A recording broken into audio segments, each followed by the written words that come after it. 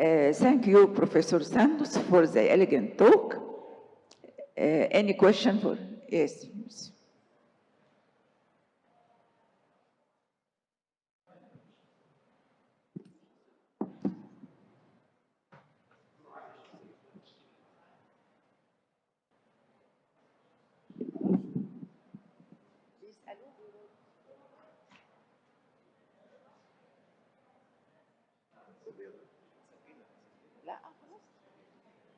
Okay.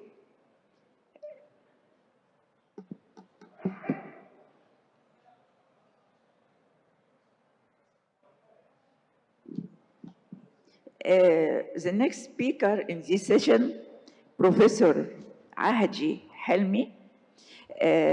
Professor Ahdy Helmy is the son of Alexandria University Diabetes and Metabolism Department, where he did his first medicine residency, had his master and doctorate degree, and served as a clinical instructor before moving to United States. There, he did a fellowship in endocrinology and metabolism. Professor Ahdy, the talk of Professor Ahdy is novel lipid lowering means from antibodies to genes silencing. Professor Ahdy. Thank you very much. It's a real honor to be with you. I want to thank Ustazi Fahmi Mara and the organizing committee for inviting me to this prestigious meeting. We'll start by just reviewing some of the new therapies that we have either recently approved or in the pipelines. And the topic is, as you see, novel therapies from antibodies to silencing genes.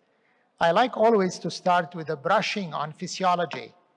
So basically, the liver is the bedrock to produce cholesterol to all the organs. So all the body organs make some cholesterol. Some of them, their needs exceeds what they make. So the liver is the provider.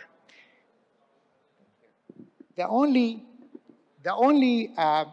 organs that are self-sufficient is the brain and the eye lens. But everybody else will need cholesterol from the liver. The liver will secrete the cholesterol packaged with triglycerides in the form of those wrapped ApoB100 lipoproteins. And as it puts out this main VLDL, quickly the lipoprotein lipase from the endothelium will break down the triglycerides, providing free fatty acids for energy needs.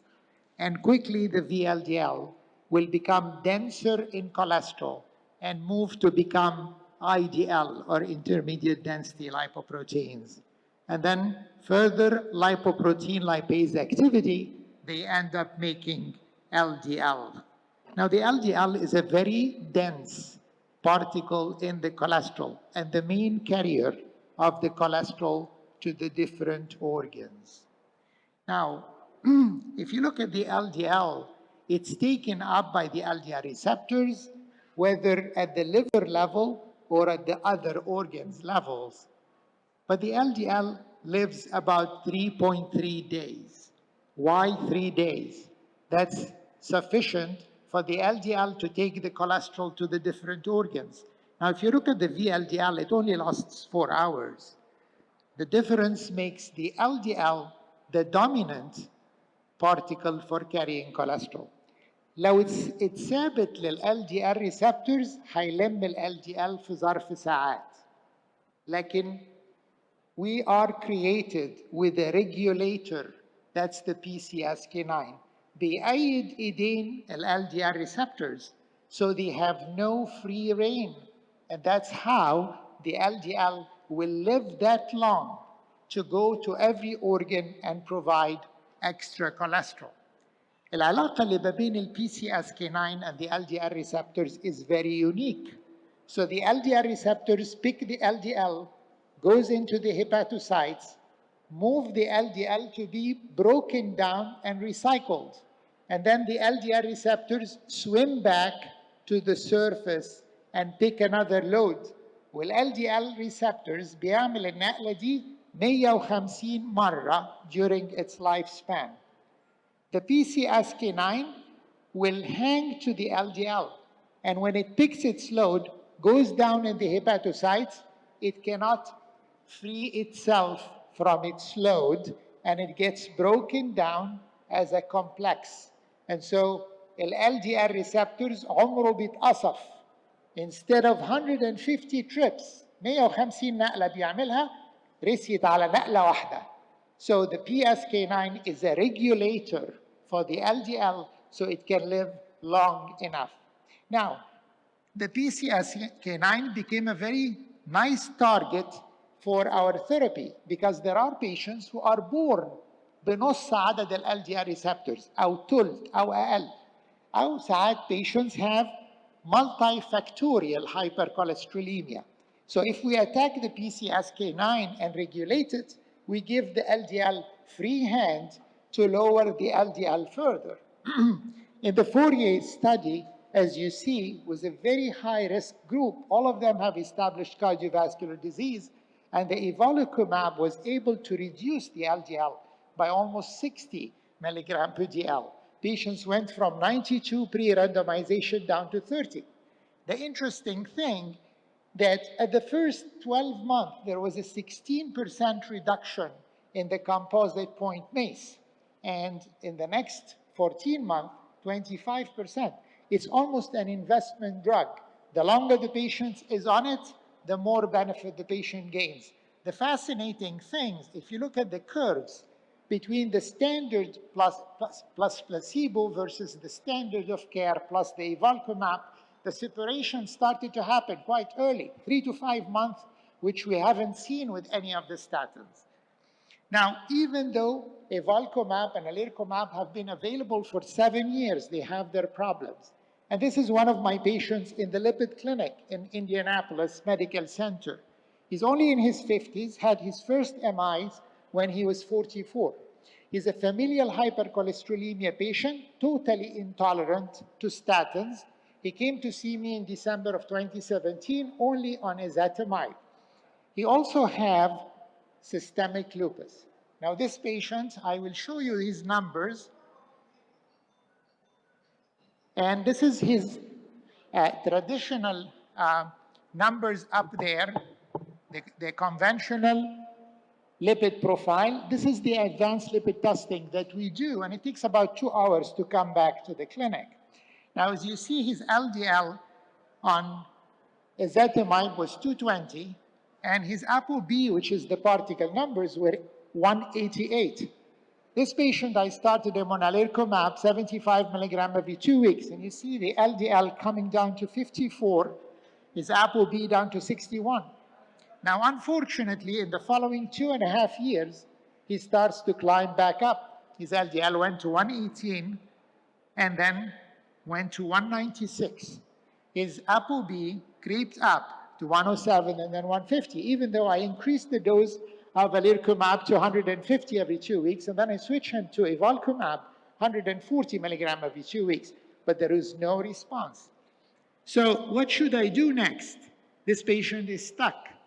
Is there a way to get rid of the protein itself instead of waiting until it's formed and then I will make antibodies against it?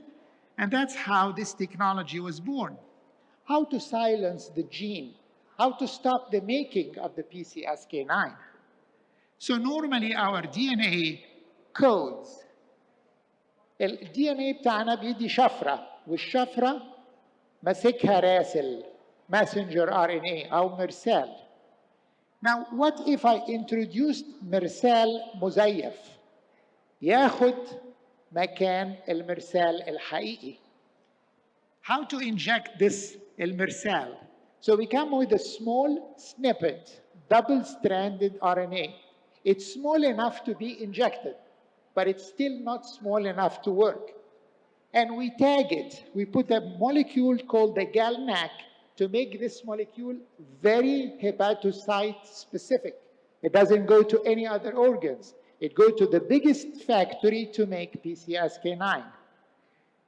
And This gene will go inside the liver, or this cell, and inside the body it gets snipped further, get almost halved, giving us a very tiny double-stranded RNA mosaic.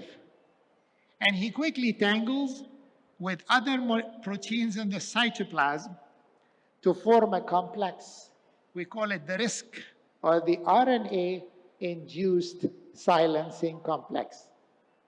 To make it smaller, الشفرة موجودة في one of the two strands, so we get rid of the other strand by unzipping it. And we are left with only one guiding strand that will go and start guiding the complex قبل ما يخش الفactory. This is the ribosome. And it will find the RNA الأصلي and clip it off, discard it completely. And this way, we get rid of making any further PCSK9. The first medicine that was approved for that is the inclisiran. And my patient, Zach, was one of the very first to qualify for the inclisiran or Leviquio. Now, this drug was approved in the US in 2021, in Europe in 2020. It lowers LDL very similarly, about 60%, but it lasts longer because you go to the origin and you stop the protein. So instead of giving the patient a shot every 2 weeks, it's only twice a year. There is another agent in the pipeline called olpasiran, and the olpasiran is going to be against Lp(a). This is the same technology used for COVID vaccines, Moderna and Pfizer. And the two scientists, Andrew Fire and Greg Mello, who introduced the technology, split Nobel Prize for Medicine in 2006. Now, another dilemma is in our patients who have visceral adiposity. And those patients lipolyze a lot of their fat cells, lipolyze their triglycerides into free fatty acids, and they bombard the liver. And as the liver defends itself by sending back those VLDL, which is triglyceride rich, it's swimming in the bloodstream close to triglyceride poor. And there is a CETP glycoprotein made by the liver that takes from the rich triglycerides and give the poor, and exchange takes cholesterol. So the VLDL gets more atherogenic, and the LDL and HDL, because of the triglyceride content, get attacked by lipases. So they get smaller, and quickly, you see the denser, smaller LDL escape the attention of the LDL receptors because it's small enough now, and the HDL gets smaller and gets sequestered in the tubulin system of the kidney. And that's the basis of what we call atherogenic dyslipidemia. Now remember, because those receptors don't see their small LDL, the statins that work through receptors become less and less effective. Now, for years we thought about CET inhibition, CTP inhibition, but unfortunately, all the agents developed were not as effective. Until very recently, we had a new agent, the obicetrapib. And the obicetrapib is a very potent CETP inhibitor that drops also the PCSK9s and lower LDL. In the ROSE trial that was announced in the European Atherosclerosis Society recently, it dropped the LDL by 50%. Now, another problem in our patients who have diabetes or metabolic syndrome, the overexpress ApoC3 that makes the VLDL bounces off the lipoprotein lipase. That's why they live longer, because we cannot really take care of them, and they pile up in the circulation, reaching dangerous levels and causing remnant particles and accelerate atherosclerosis. So how to go after those proteins? Another technology, the ASO, the antisense oligonucleotides, very small snippets, because they are single-stranded, they go easily through the cytoplasmic nuclear membrane, looking for the messenger RNA that codes for the ApoC3, latch to it, and the body realizes this is a duplex, very foreign, so it breaks it down, and the protein will not be formed anymore. These are all ASOs in the pipeline are already approved. Volanesorsen approved in Europe for lowering ApoC3 and triglycerides, pelacarsen in phase 3 to lower Lp(a). Mipomersen is used in the US, it lowers ApoB and LDL. There is experimental drug for PCSK9 and the olezarsen in the pipeline against ApoC3. Finally, I want to thank you for your attention, and that concludes what I want to share with you. Thank you, Professor Ahdy, for this elegant talk. And the questions, I think, at the end of the session. And now I have the pleasure to introduce Dr. Baha Sharafuddin, and his lecture is about statin intolerance.